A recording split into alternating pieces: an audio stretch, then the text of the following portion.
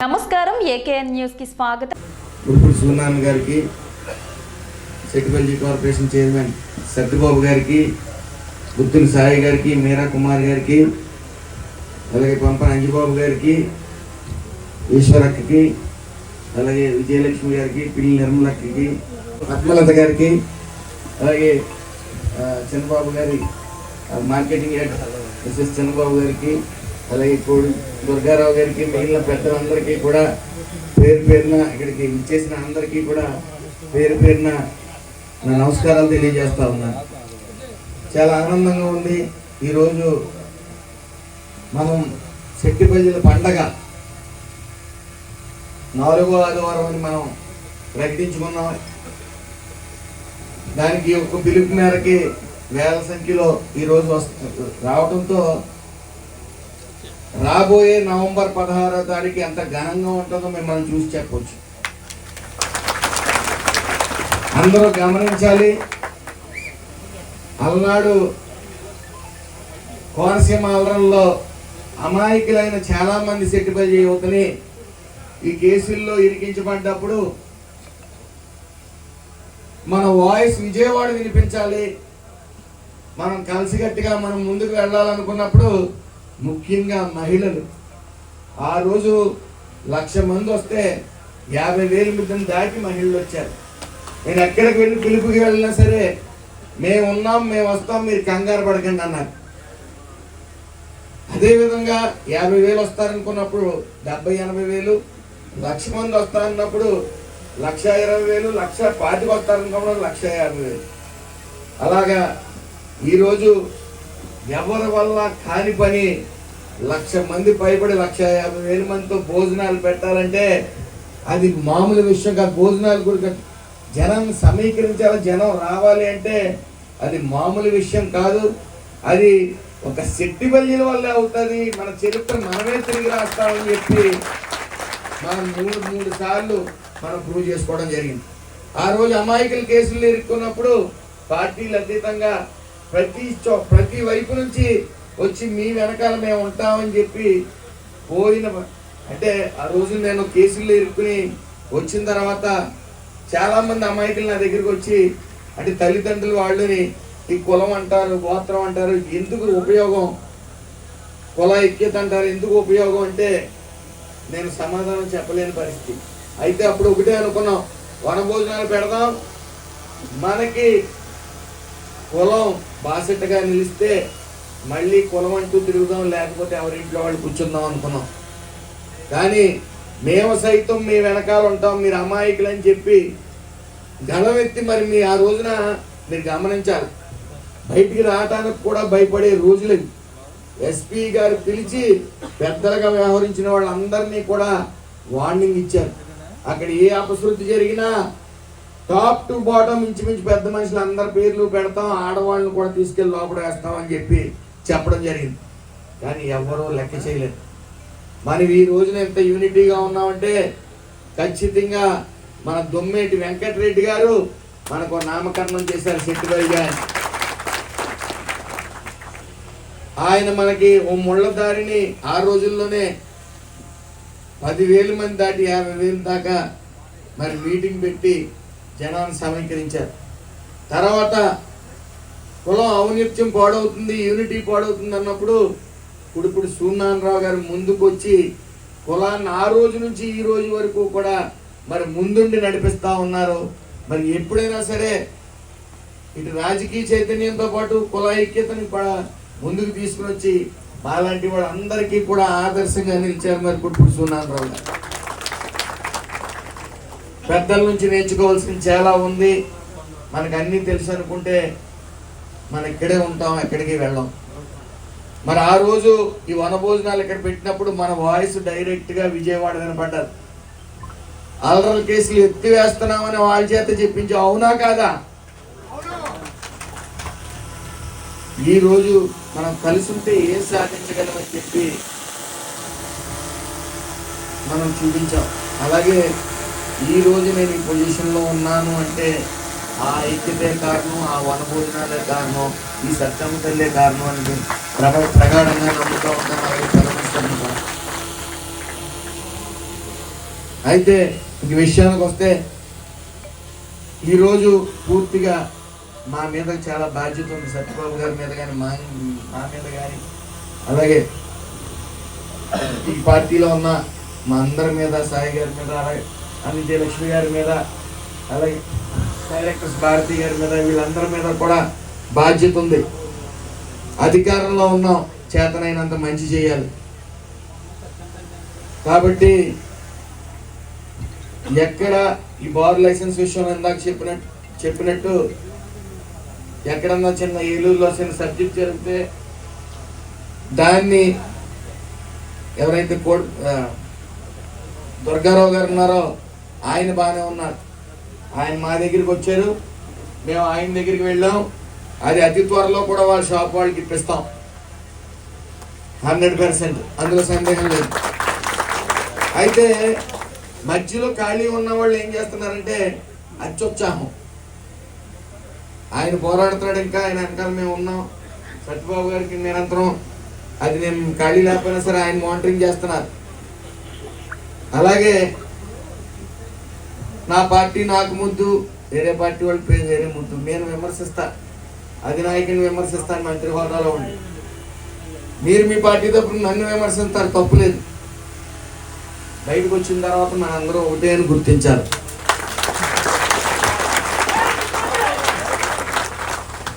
అయితే కొంతమంది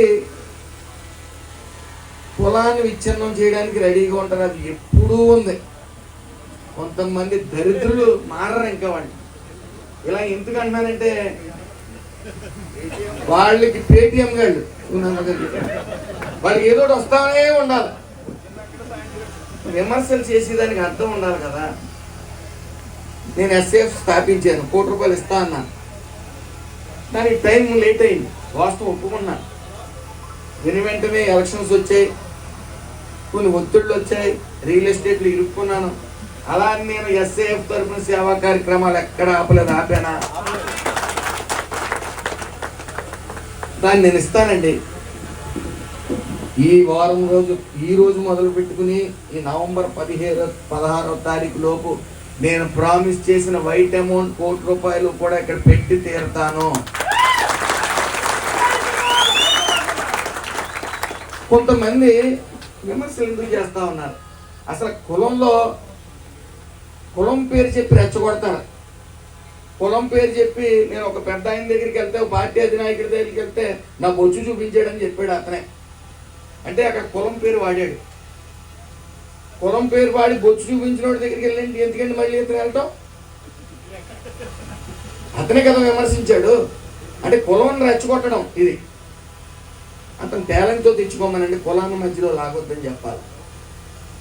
అయితే విమర్శల్లో మంచి ఉంటే నేను తీసుకోవాలి, విమర్శలు నేను తీసుకోవాలి, నేను మారాలి. లేకపోతే నేను ఎక్కడైనా తప్పు చేస్తుంటే దాన్ని నేను రెక్టిఫై చేసుకోవాలి. ఈ రోజున పార్టీలు అతీతంగానే అందరినీ పిలిచాం. వాడు నన్ను విమర్శించాడు, వాడిని వెళ్ళకండి, లేకపోతే ఈ చిన్నపిల్లల మనందరం ఒకటే.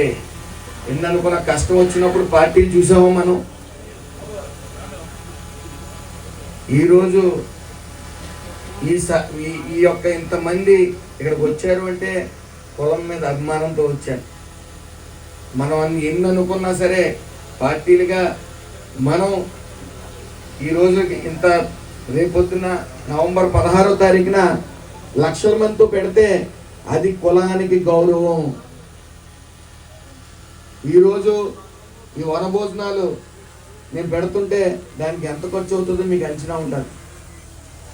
వసూలు చేసుకుని తినేస్తున్నాను సుభాష్. ఇది లాస్ట్ 2 times కూడా మొదటిసారి మిగిలింది మీకు చెప్పాను, లాస్ట్ 2 సార్లు ఎంత తగిలిందో మీకు చెప్పానా?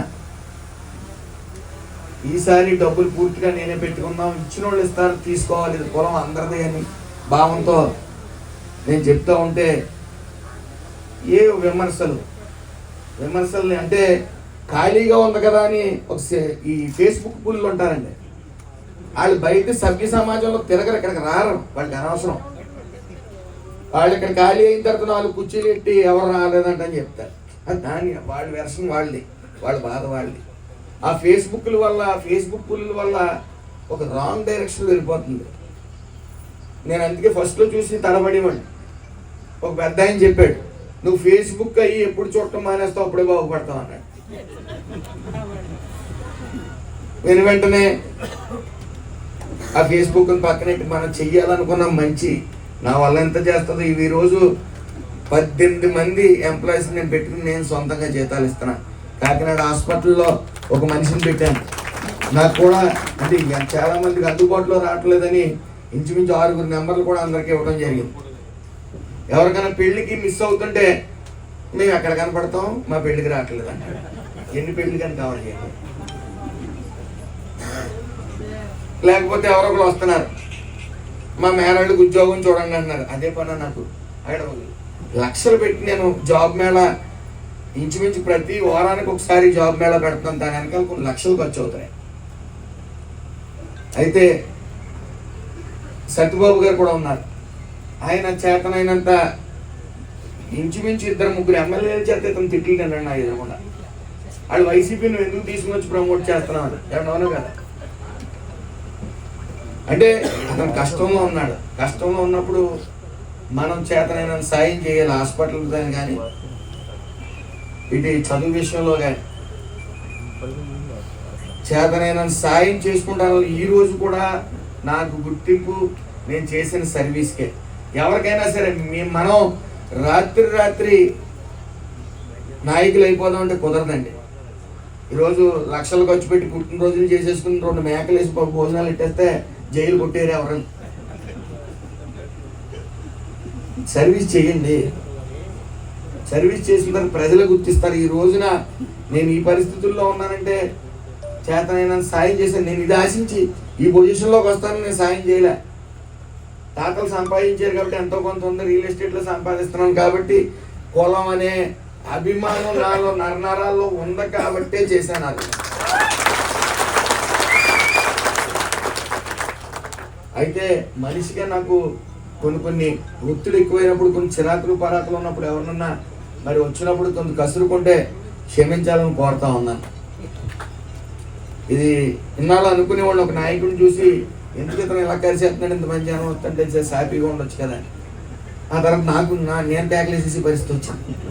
పడుకున్నప్పుడు ఆలోచిస్తుంటే నేను ట్యాక్లేసేస్తున్నాను, నేను ఎలా తయారయ్యాను అంటే ప్రెజర్ ఒత్తిడి ఎక్కువ అయ్యేటప్పటికి ఈ ట్యాక్లేయటం. అలాగే నేను 6 నెలలు తడబడ్డాను. నాకు రాజకీయం కొత్త. తడబడుతున్నప్పుడు ఒక పక్కనే తడబడుతుంటే మన అనుకున్న వాళ్ళే పీకేస్తున్నారంట. అయిపోయింది, మంది తీసేస్తున్నారంట. ఇంకా అయిపోయింది. ఏంటి ప్రచారం అర్థం అట్లా. లేకపోతే నేను అర్ధరాత్రి 11:30 అన్న నీ ఫోన్ నీ మంత్రి పదవి తీసేస్తున్నారంట కదా. ఇది ఆడ ఆనందిస్తున్నాడా, బాధపడుతున్నాడా, ఈ వరవడు ఏంటో నాకు అర్థం కావట్లా. అలాగే 5,000లో ఒక రిపోర్టర్ ఉన్నాడు, కూడా తిరిగాడు. ఆడికి ఏదో వ్యక్తిగతంగా అడిగాడు నన్ను, ఇవ్వలేకపోయినని చెప్పి ట్రోలింగ్. ఏదైనా వస్తుంటే ముందేసేస్తున్నాడు. పైగా పక్కన వాళ్ళకి మంత్రి గారు ఏమనుకున్నారు ఎడుతున్నాడా, అదొక శాడిజం. ఇలా ఉంది. ఏదేమన్నప్పటికీ మనం అధిగమించవలసినవి మనకు సమస్యలు ఎక్కువ. ఖచ్చితంగా నేను చెప్పగలను, దళితుల్లో ఎక్కువ మంది లేని వాళ్ళు ఉన్నారు ఈ సభ్య సమాజంలో. తర్వాత మనం పరిగణలోకి తీసుకోవాల్సి వస్తే శెట్టి బలిజలు చాలా మంది లేని వాళ్ళు ఉన్నారు. నేను దగ్గర నుంచి గమనించాను. అసలు జీవితంలో వాళ్ళు ఎంత వెనకబాటుతనంలో ఉన్న పత్తిపాడులో చాలా మందిని చూశాను. వాళ్ళు జీవితంలో గట్టిన అవ్వాలంటే ఏం చేయాలో తెలియని పరిస్థితి. మరి కానీ వాళ్ళు ఐక్యత ఎక్కువ. వాళ్ళు ఇప్పుడు కూడా వచ్చి ఉంటారు వాళ్ళ నుంచి. అలాగే మరి గత ప్రభుత్వ హయాంలో బీసీ లోన్లు కానీ ఆదరణ పథకం కానీ ఇవన్నీ క్యాన్సిల్ అయినాయి. తద్వారా మన వాళ్ళు బీసీ కార్పొరేషన్ లోన్ల ద్వారా ఇబ్బంది పడ్డారు. ఒక 2 నెలల్లో, అంటే లాస్ట్ టైం రిలీజ్ చేద్దరు. ఆ బీసీ కార్పొరేషన్ లోన్లు కొద్ది ఎక్కువ మంది ఆశించడం వల్ల ఈ రభస అవుతుందని చెప్పి ఆపడం జరిగింది. మళ్ళీ బీసీ కార్పొరేషన్ వాళ్ళు ఎప్పటికప్పుడు 42,456 కోట్ల రూపాయలు బీసీలు కేటాయించడం జరిగింది. మీరు గమనించాలి, బీసీల్లో పెద్దన్న పాత్ర పోషించేది మనం. ఎక్కువ చైతన్యం ఉన్న కులం ఏమైనా ఉందంటే బీసీల్లో మనదే. ఇందులో ఏ విధమైన సందేహం లేదు. ఆ రోజు తప్పు జరుగుతుంది అనుకున్నాం, అందరూ ఒక దాటి మీదకి వచ్చి ఏ రేంజ్లో బుద్ధి చెప్పాలన్నా, మన పిల్లల్ని ఇరికించే కేసుల్లో ఏ రేంజ్లో బుద్ధి చెప్పాలో చెప్పారు, అయింది. అలా అని ఎప్పుడు అవేర్నెస్తో ఉంటారు మన కులస్తులు. నేను చాలా చాలా చోట్ల చూశాను. ఏం చేస్తున్నారా అంటే ఖాళీ అని అంటారు, కానీ ఇస్త్రీ బట్టని అలాగనే మన వాళ్ళు. చిరాకు పడ్డామా మన దగ్గర రారు. అంటే ప్రెస్టేజియస్గా ఉంటారు, పౌరుషంగా ఉంటారు. ఇంకా వాడు మాట అన్నాడు, వాడి దగ్గరికి వెళ్ళకూడదు. సో మన చైతన్యం అంచెలంచెలుగా పెరుగుతూ వచ్చింది. కానీ ఇప్పుడు ఒక మంచి విషయం ఏంటంటే ఐక్యత అనేది బాగా పెరిగింది, సేవాభావం అనేది కూడా చాలా బాగా పెరిగింది. ముఖ్యంగా మనం మాట్లాడుకోవాల్సి వస్తే మన చిన్న ఇష్యూ అయింది. కొంతమంది నాయకులు కులాల మధ్య కుంపడ పెట్టేశావు, కలిసి ఉన్న గీత ఉపకులాల మధ్య కుంపడ పెట్టేశావని. ముందేమో కులం పేరు మారిపోయింది, మన ఔనిత్యం పాడైందన్న. వెంటనే నేను పెద్ద ఆయన దగ్గరికి వెళ్ళి తరతరాల నుంచి మా పేరు సెట్టిబల్జగా నామకరణం చేసిన దొమ్మేటి వెంకటరెడ్డి గారి ఆత్మ శోభిస్తుంది, అది సెట్టిబల్జగా మాత్రమే ఉండాలి, ఎప్పటి నుంచో ఉంది అలాగే ఉండాలని పోరాడి మన జీవో తీసుకుని వచ్చిన తర్వాత నువ్వు కులాలను విడదీసావన్నారు. ఈరోజు మనందరం బాగానే ఉన్నాం. ఎక్కువ నష్టపోయింది ఎవరయ్యా అంటే తెలంగాణ సెట్టిబల్జీ. ఈరోజు నేను అక్కడికి వెళ్తుంటే ఎంతో మంది ఏడుస్తూ ఉన్నారు. రిజర్వేషన్ కోల్పోయాం, ఓసీల్లో చేర్చేశారు. మరి ఆ రోజున కులాన్ని ఓసీల్లో కలిపినప్పుడు ఎవరు మాట్లాడలేదే ఇతర కులాలు. ఈరోజు ఇక్కడ ఆంధ్రప్రదేశ్లో చిన్న తేడా వచ్చేటప్పటికి ఇక్కడ కులస్తే ఎదరికెళ్తే నువ్వు వెనక్కి వెళ్తే గొయ్యి అని ఇలా తయారు చేసి బురద జల్లుదామని చూస్తా ఉన్నారు. ఏదేమన్నప్పటికీ ఎవరి కులం పేరుతో వాళ్ళు పిలుచుకుని మనందరం కలిసి ఉండటమే ముఖ్యం. మనం కలిసి ఉండాలి. మనం గీత కులాలుగా విడిపోకూడదు, బీసీలుగా విడిపోకూడదు. ముందు అది చెయ్యాలి అంటే మన కులంలో చైతన్యం రావాలి, మన కులం ఐక్యతగా ఉండాలి. ఈ ఐక్యత ఈ రోజున వివిధ ప్రాంతాల నుంచి వచ్చారు. ఇంచుమించు తుని, ఆ పాయికిరావుపేట, అలాగే కొత్త సంఘాలన్నీ కూడా అనపర్తి, ఏలూరు, అలాగే ఈ రోజున పెద్దాపురం నుంచి జంగారెడ్డి కూడా ముఖ్యంగా ఈరోజు ఈ సంవత్సరం సంతోషించేది ఏంటంటే కాకినాడ ఇప్పుడు వచ్చారు, కొత్తగా వచ్చారని చెప్తున్నారు. పోలవరం, నిజంగా పోలవరం, ఇలా ఐక్యత ఈ రోజున జంగారెడ్డిగూడెంలో 3,000 మందితో వనభోజనాలు పెడుతున్నారంటే నాకు చాలా గర్వంగా ఫీల్ అయ్యాను. ఇవి వనభోజనాలు పోయి కుల భోజనాల కింద వచ్చింది సంతోషం. మనం కలిసి ఉండి మన కులాన్ని మనం ప్రేమించుకుంటూ ఎదరు కులాలను గౌరవించాలి, గౌరవిస్తున్నాం కూడా. అలాగే ఇక్కడ పెద్దలు చాలా మంది ఉన్నారు వివిధ పార్టీల నుంచి. అందరూ కూడా వచ్చి సూనారావు గారు నాకు మంత్రి అవగానే కౌగులించుకుని కులాన్ని దారిలో పెట్టు, నీకేమైనా సలహాలు కావాల్సి వస్తే నేను ఉంటాను అని చెప్పి ఆయన వెన్ను తట్టి ప్రోత్సహించాడు. అలాంటి మూమెంట్స్ అన్ని రోమాలు లెక్కపొడుచుకుంటాయి. అలాగే ఇక్కడ చాలా మంది వైసీపీ వాళ్ళు ఉన్నారు. అందరూ కూడా వచ్చి నా తమ్ముడు అని చెప్పి అక్క ఉంది, అక్కలను అవ్వాలనుకున్నాను. ఎందుకంటే నాకు తెలిసి నేను ఈ కులాల్లో యాక్టివ్గా తిరిగి వాట్సాప్ గ్రూపుల్లో ఉన్నప్పుడు ఆవిడ అత్యంత యాక్టివ్గా ఉండేది. ఎక్కడ మీటింగ్ అయినా సరే యాక్టివ్గా ఉండేది. పైగా నేనంటే మహాప్రేమ, ఎందుకంటే ఆవిడ వాసన సెట్లో పుట్టింది కదా.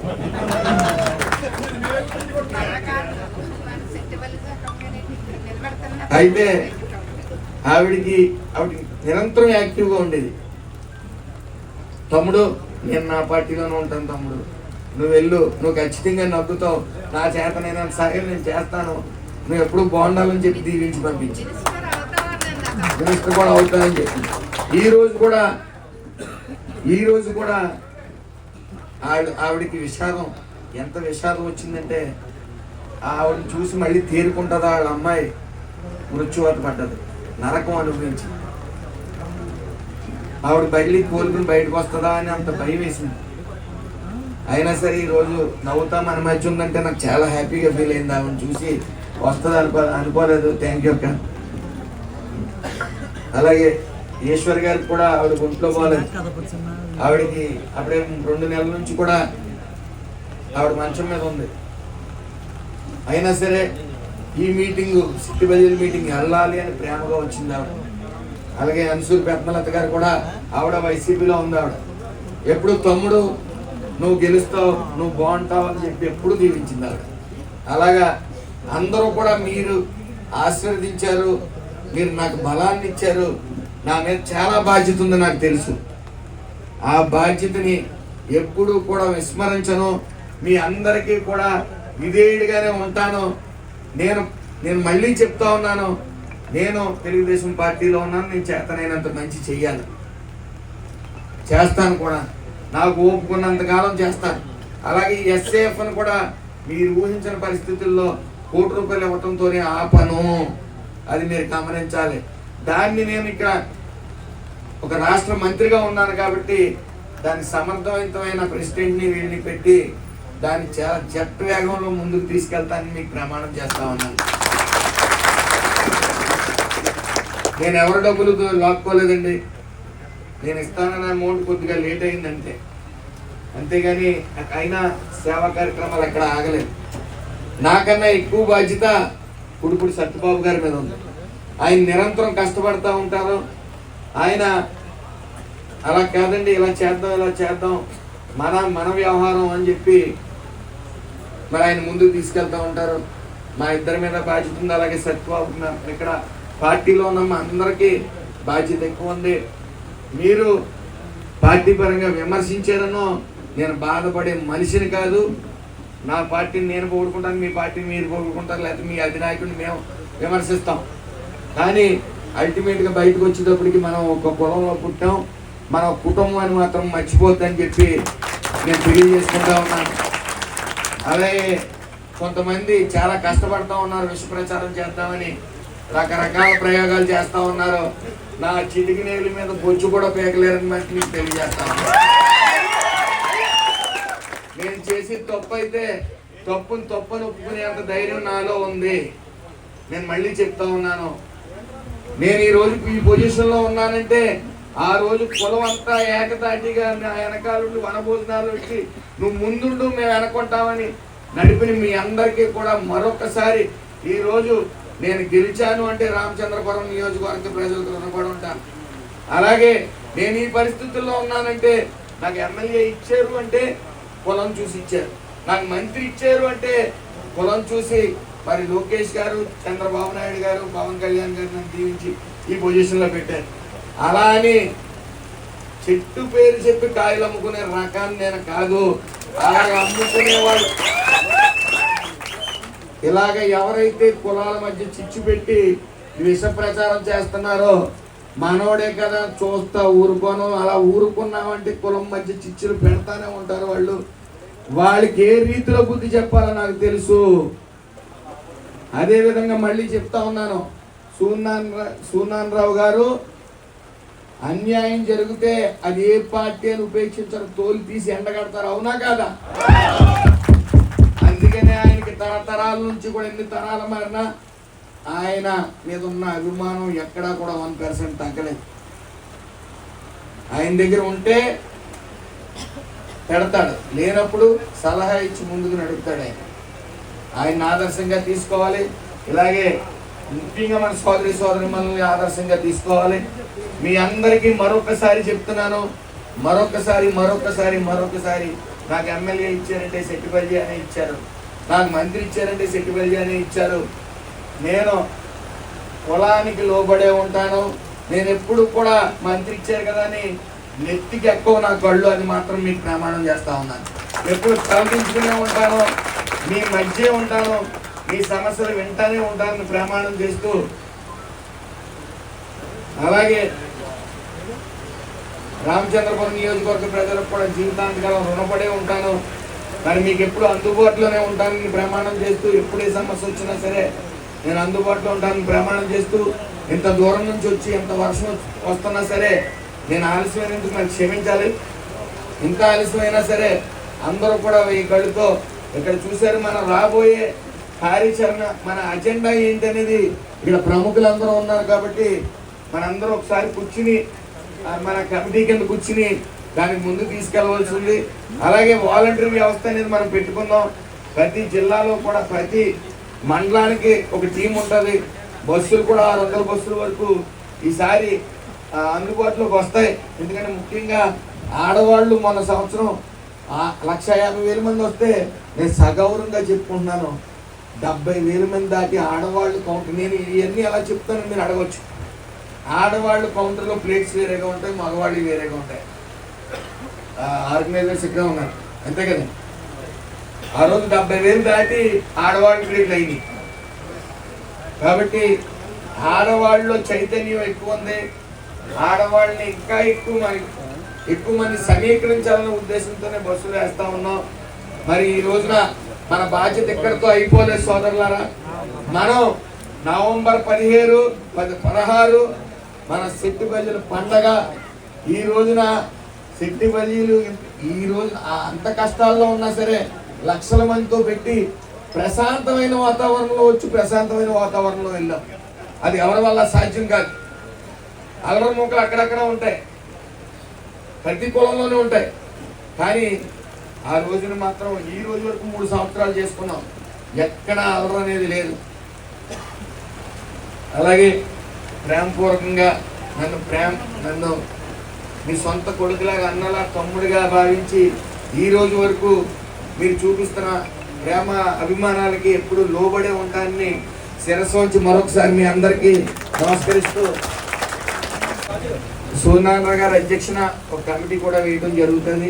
మన అజెండా ఏంటనేది. అలాగే ఇంకొక కమిటీ, ప్రచార కమిటీ కూడా భేటీ అవడం జరుగుతుంది. అలాగే ఈ ఎస్ఏఎఫ్ కూడా నేను ₹1,00,000 ఇచ్చేది ముందే ఉంటుంది. ఆ రోజున బ్లడ్ బ్యాంక్ కూడా ఎస్ఏఎఫ్లో ₹1,00,000 ఇవ్వడం, ఆ రోజు బ్లడ్ బ్యాంక్ అంటే నవంబర్ 16 ముందు అది ఉంటుంది. మరి ఈ రోజు కూడా నేను సగౌరవంగా చెప్పగలను. మనకి పోలీసులు ఎంతగా సహకరించారో, మీడియా మిత్రులు కూడా అంతగానే సహకరించారు. వాళ్ళందరికీ హృదయపూర్వక నమస్కారాలు తెలియజేసుకుంటూ మరొకసారి, అలాగే కళ్యాణ మండపాలు ఏదైతే ఉన్నాయో, నేను కార్మిక శాఖ మంత్రిని కాబట్టి సిఎస్ఆర్ ఫండ్స్ ఉంటాయి. అది అన్ఫినిష్డ్ మాత్రం మనం ఏం చేయలేము. కొత్తగా రూల్ వచ్చింది. పూర్తిగా మీ సైట్ ఉన్నట్లయితే సదరు మీ ఎమ్మెల్యే గారితో మాట్లాడి అది తప్పించే ఏర్పాటు రానున్న 2-3 సంవత్సరాలు పూర్తి బాధ్యత నేను తీసుకుంటానని తెలియజేసుకుంటూ, అలాగే ఇక్కడ నాయకులు కూడా, తెలుగుదేశం నాయకులు కూడా మొన్న ఇక్కడ లోకల్ ఎమ్మెల్యే గారితో మాట్లాడి 1.5 ఎకరాలు ఇస్తానని చెప్పి మాట కూడా తీసుకుని 15 గుంచాలు ఇక్కడ నాయకులందరూ కూడా కూర్చుని ఎమ్మెల్యే గారితో మాట్లాడి 15 గుంచాలు ఇస్తానన్న ప్రామిస్ నిలబెట్టుకుంటారు. అది అతి త్వరలోనే మనం శంకుస్థాపనకి నోచుకుంటామని తెలియజేసుకుంటూ మరొక్కసారి మీ అందరికీ కూడా నా నమస్కారాలు. Thank you.